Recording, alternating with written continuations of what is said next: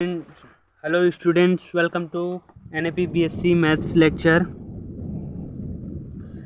ये हमारा BSc first semester chemistry का 5th लेक्चर है। इसमें हम लोग देखेंगे, आपका यूनिट 1 चल रहा है। यूनिट 1 का पहला chapter atomic structure and periodic property. आज हम देखेंगे अफबाउ नियम के सिद्धांत क्या। ठीक है, तो अफबाउ सिद्धांत के अनुसार किसी इस आपके पूछे जा एग्ज़ाम में क्वेश्चन आ सकता है कि अफबाउ नियम क्या है, इसके सिद्धांत को लिखिए। ठीक है, और या फिर बोल सकते हैं इसके अंदर जो 3 नियम है उनको भी समझाएं, या फिर अपवाद से अफबाउ का अपवाद क्या है उससे भी रिलेटेड क्वेश्चन आ सकता है। तो इसमें आपका सभी का आंसर मिल जाएगा इससे किसी भी प्रकार का अगर क्वेश्चन आता है तो चलिए देखते हैं कि अफबाउ सिद्धांत के अनुसार किसी परमाणु में इलेक्ट्रॉन पहले सबसे कम ऊर्जा वाले उपकोष में प्रवेश करता है तथा उसके बाद क्रमशः अधिक ऊर्जा वाले उपकोषों में भराते हैं। अर्थात जो इलेक्ट्रॉन है वो सदैव न्यूनतम ऊर्जा की अवस्था प्राप्त करने का प्रयास करता है। इसी सिद्धांत के आधार पर परमाणु का इलेक्ट्रॉनिक विन्यास लिखा जाता है। ठीक है, न्यूनतम ऊर्जा क्यों प्राप्त करना, अवस्था प्राप्त करना क्यों चाहता है? क्योंकि जो जिसका एनर्जी क्या होगा, कम होगा, वो क्या होगा, ज़्यादा स्टेबल होगा। ठीक है, तो किसी भी हमारे पास परमाणु है तो उसका इलेक्ट्रॉनिक विन्यास हम लोग लिखना है। तो इस प्रकार से हम लोग इस नियम से हम लोग उसका इलेक्ट्रॉनिक विन्यास लिखते हैं। ठीक है, तो जैसे कि किसी भी इलेक्ट्रॉन का हमें इलेक्ट्रॉनिक विन्यास लिखना है तो पहले इलेक्ट्रॉन पहले 1s कक्षक में जाएगा, फिर 2s में 2p, 3s, 3p, 4s, 3d, 4p, 5s, 4f, 4d, 5p, 6s, 4f, 5d, 6p, 7s, 5f, 6d, 7p। इस प्रकार से इलेक्ट्रॉन भराते जाएंगे। ठीक है, सबसे पहले इलेक्ट्रॉन 1s में, फिर उसके बाद 2s में 2p, 3s, 3p, 4s, इस प्रकार से भरता जाएंगे।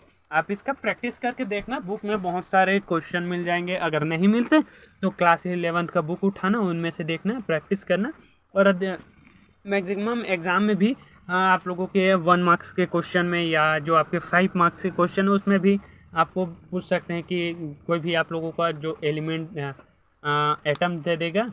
ठीक है, तो उसके बारे में यानी कि उसके इलेक्ट्रॉनिक विन्यास लिखिए ऐसे करके, तो आप लोग इसका प्रैक्टिस कर लेना। ठीक है, सेकंड है इसमें में जो अफबाउ है N+N नियम। इस नियम के अनुसार क्या बोलता है कि ये नियम क्या बोलता है कि इस जो आने वाले इलेक्ट्रॉन हैं वो उस उपकक्षक में पहले प्रवेश करता है जिसके लिए N+N का मान क्या हो, सबसे कम हो। जहाँ N क्या है प्रिंसिपल क्वांटम संख्या और L क्या है दिग्अंशी क्वांटम संख्या। इसको बता चुका हूँ मैं, इसको आप लोग सुधार लेना। ये क्या है, दिग्अंशी क्वांटम संख्या। ठीक है, उदाहरण देखिए, ये हमारे पास उपकोष है। ठीक है, 3s, 3p, 4s और 3d। तो इसका N की वैल्यू कोई भी हमारे पास इस प्रकार, जैसे कि F है, तो इसका जो N की वैल्यू क्या होगा, 5 होगा। और F की वैल्यू क्या होगा, F की वैल्यू यानी कि जो L की वैल्यू क्या होगा, वो होगा 3 होगा। ठीक है, F को 3 से रिप्रेजेंट करेंगे, D को 2 से, P को 1 से और S को 0 से रिप्रेजेंट, जैसे हमने पिछले क्लास में पढ़ चुका है कि क्वांटम नंबर में हम लोग देख चुके हैं इसके बारे में। अगर नहीं देखा तो वहाँ पर आप जाके देख सकते हैं। तो ये हमारे पास उपकोष है। ठीक है, तो इसमें इन चारों उपकोष में पहले इलेक्ट्रॉन किस में जाएगा, 3s में पहले जाएगा, क्योंकि इसके लिए क्या है, N+L की वैल्यू सबसे कम है। फिर उसके बाद इलेक्ट्रॉन किस में जाएगा,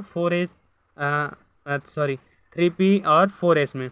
फिर उसके बाद इलेक्ट्रॉन लास्ट में किस में जाएगा, 5d में। ठीक है, अब यहाँ पर क्वेश्चन ये उठता है कि अगर देखिए यहाँ पर इन दोनों की वैल्यू सेम है तो इन दोनों में से इलेक्ट्रॉन पहले किस में जाएगा। अगर इस प्रकार से अगर कोई कंडीशन हमारे पास आता है तो सबसे पहले देखना कि जो n दोनों में n की वैल्यू सबसे कम किस में है। तो 3p में n की वैल्यू सबसे कम है या फिर 4s में। तो हम लोग क्लियरली देख सकते हैं कि जो n की वैल्यू है वो 3p में सबसे कम है, यानी कि n की वैल्यू 3p में सबसे कम है, इसलिए जो पहला इलेक्ट्रॉन है वो किस में पहले इलेक्ट्रॉन किस में जाएगा 3p में, फिर उसके बाद जाएगा 4s में। ठीक है, अगर कोई इस प्रकार से कंडीशन हमारे पास आता है तो इस प्रकार से आप लोग उसका इलेक्ट्रॉन फील्ड कर सकते हैं। यहाँ पर वही बताया गया कि जब दो उपकोषों के लिए n+l की वैल्यू समान हो तो दो या दो से अधिक उपकोषों के लिए n+l का वैल्यू समान है तो इलेक्ट्रॉन उस कोष में पहले जाएगा जिसके लिए क्या होगा, जिस उपकोष के लिए n की वैल्यू का मान क्या होगा, कम होगा, तो उसमें पहले इलेक्ट्रॉन प्रवेश करेगा।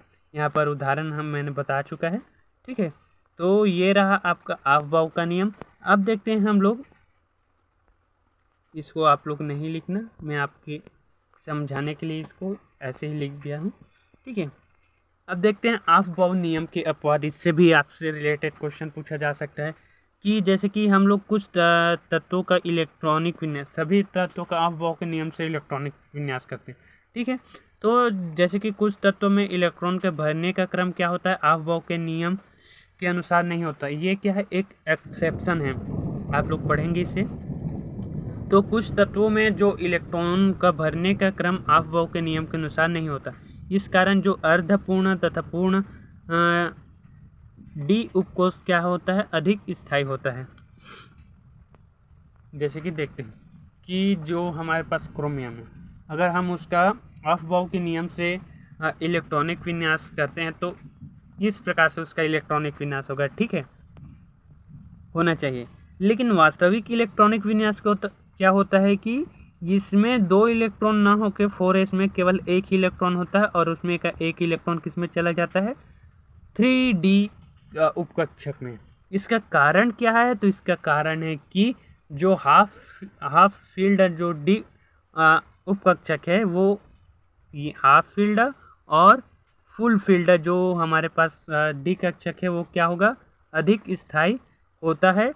इसलिए जो इलेक्ट्रॉन है वो 4s का जो इलेक्ट्रॉन है वो एक इलेक्ट्रॉन किस में आ जाता है, 3d में। इसी प्रकार से अगर f कक्षक में देखें, s कक्षक उपकक्षक में देखें या फिर p उपकक्षक या d, अगर ये हाफ फील्ड है, ठीक है, तो ये क्या होगा, हाफ फील्ड या फुल फील्ड होगा तो ये क्या होगा, अधिक स्थायी होगा किसके कंपैरिजन में, जो कोई हाफ फील्ड नहीं है या फिर फुल फील्ड नहीं है उसके कंपैरिजन में। ठीक है, उसी कारण से इसका इलेक्ट्रॉनिक इस प्रकार से लिखा है।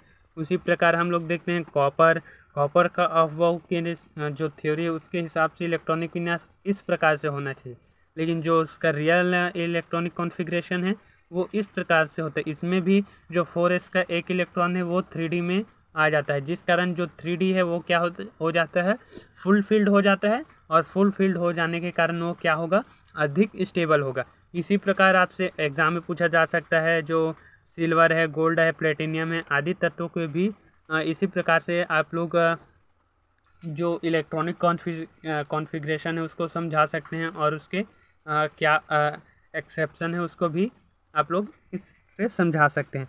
अब इसमें आता है इसी प्रकार से आप लेंथेनाइट के बारे में, एक्टिनाइट के भी बारे में, लेंथेनाइट में भी इसी प्रकार होता है कि जो लेंथेनाइट तत्वों में जो 6s के बाद सामान्यतः 4f में भराना चाहिए होता है। ठीक है, 4f में जो इलेक्ट्रॉन है वो भराता है। ठीक है, लेकिन क्या होता है कि इस लेंथेनाइट के कुछ तत्व में जो 4f और लेंथेनाइट के संकुचन के कारण क्या होता है कि जो 4f और 5d उपकक्षक की ऊर्जा लगभग समान हो जाता है।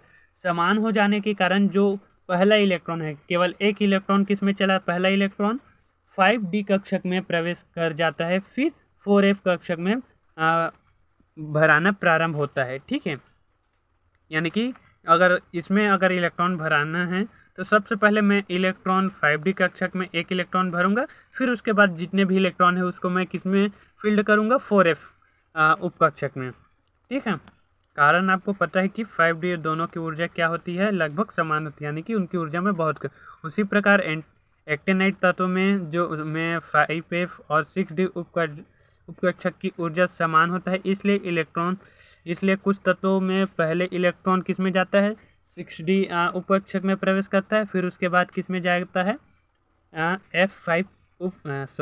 F5F उपकोष में भराता है। तो ये रहा आपका अफबाउ सिद्धांत क्या है और उसके अपवाद। अगर इससे दोनों से रिलेटेड कोई सा भी क्वेश्चन आ जाए, आपको आंख बंद कर अगर आपको अफबाउ का नियम पूछा जाए तो आंख बंद कर आप लोग ये जो इतने पेज में है उसको कंप्लीटली लिख देना है, ठीक है। और अगर उसके अपवाद पूछा जाए तो इसे भी आप लोग आंख मूंद कर पूरा कंप्लीटली लिख सकते हैं, ठीक है। अगर दोनों को पूछ दिया जाए तो दोनों को लिख लेना एग्ज़ाम में।